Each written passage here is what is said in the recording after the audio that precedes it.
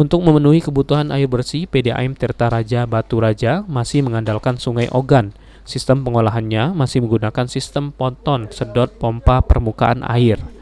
Produksi air bersih terjadi gangguan saat turun hujan intensitas tinggi, di mana dampaknya volume Sungai Ogan akan tinggi atau terjadi pasang. Kabak Teknis PDAM Tirta Raja Batu Raja, Asril, pihaknya terpaksa mengurangi kapasitas operasi penyedotan air Sungai Ogan. Jika dipaksakan beroperasi secara normal, bukan tidak mungkin sampah dan lumpur ikut tersedot dan berdampak terhadap kualitas air bersih untuk pelanggan. Jika sungai itu meluap, pada saat petugas kita tidak mampu menyelam, itu mungkin istirahat dulu.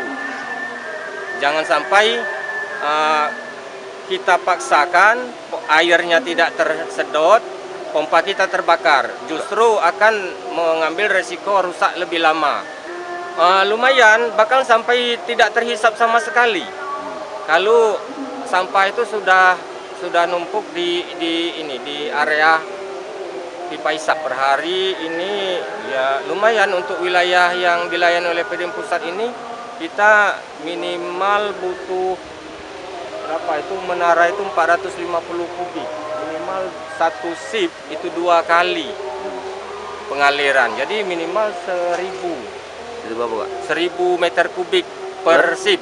Dalam satu hari itu 3 sip.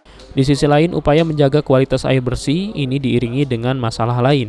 Hal ini dikarenakan dengan mengurangi kapasitas sedot air sungai, maka otomatis pendistribusian air bersih ke pelanggan akan berkurang, dampak dari stok air bersih yang terbatas.